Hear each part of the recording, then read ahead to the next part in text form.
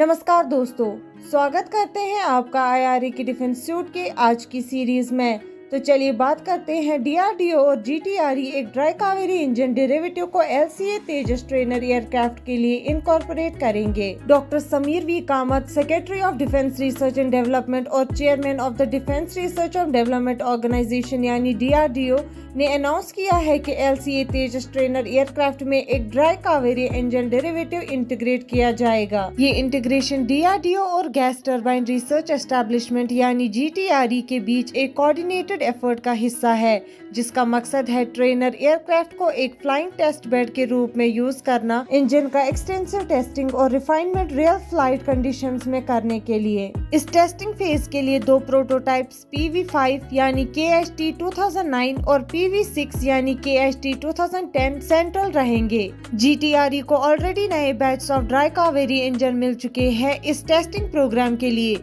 जो high altitude trials के लिए स्केड्यूल्ड है। जीटीआरई नए आफ्टर बर्नर मॉड्यूल्स भी डेवलप कर रहा है कावेरी इंजन के लिए, जो कंबाइंड थ्रस्ट को अप्रोक्सीमेटली 73 to 75 kN तक बढ़ा सकते हैं। ड्राई कावेरी इंजन घातक UCAVs को पावर देने के लिए यूज किया जाएगा, जो एक 13 टन अनमैन्ड स्ट्राइक एयरक्राफ्ट है, जिसे ADE डेवलप करने का प्लान बना रहा है ताकि इंडिया के M का 5th जनरेशन फाइटर जेट को सप्लीमेंट किया जा सके डीप स्ट्राइक मिशंस में कंटेस्टेड एयर स्पेस में। बढ़ते हैं एक और खबर की तरफ।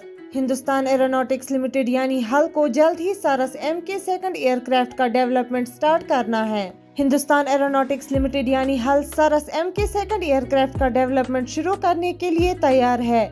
ये एक 19 सीटर एयरक्राफ्ट है जो इंडिया के हंटरलैंड रीजन्स में एयर कनेक्टिविटी को इम्प्रूव करने के लिए डिजाइन किया गया है।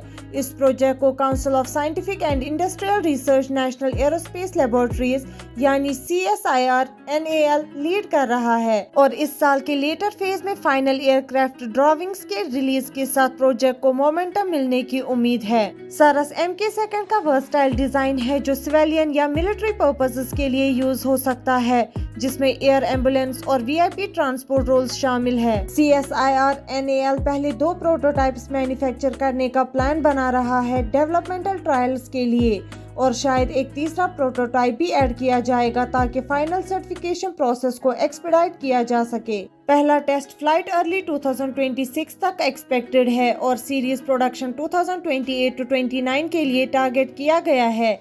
इंडियन एयरफोर्स सारस MK सेकंड के पहले कंफर्म्ड कस्टमर्स में से एक है, जिन्होंने इनिशियल ऑर्डर 15 यूनिट्स का प्लेस किया है। बढ़ते हैं एक और खबर की तरफ। डीआरडीओ ने एक नया आर्मर टेक डेवलप किया है जो व्हील्ड कॉम्बैट व्हीकल्स को बचाने में मदद करता है। Defence research and development organisation यानी डीआरडीओ ने 8 व्हील्ड आर्मर्ड प्लेटफॉर्म के लिए एक lightweight add on composite armour तैयार किया है, जो गाड़ी की सर्वाइवेबिलिटी को बढ़ाता है और बैलिस्टिक थ्रेट्स से बचाता है। ये नई टेक्नोलॉजी इंडिया को इंडिजीनियस डिफेंस सॉल्यूशंस के मैदान में अगले कदम पर लाता है, फॉरेन सप्लायर्स पर डिपेंडेंस कम करता है और एक सेल्फ रिलायंट डिफेंस इकोसिस्टम को बढ़ावा देता है। ये आर्मर मॉड्यूलर कॉन्सेप्ट के साथ डिजाइन किया गया है जो व्हीकल में बड़े स्ट्रक्चरल चेंजेस के बिना आसानी से मॉडिफाई किया जा सकता है।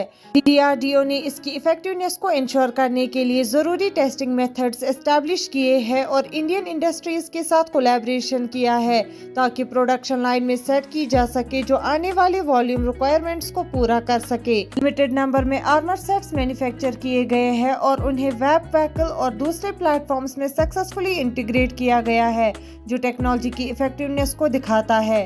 डीआरडीओ एक wider range of Indian industries को ट्रांसफर ऑफ टेक्नोलॉजी यानी TOT भी ऑफर कर रहा है, जिससे बॉर्डर एडॉप्शन और डोमेस्टिक प्रोडक्शन को एनकरेज किया जा सके।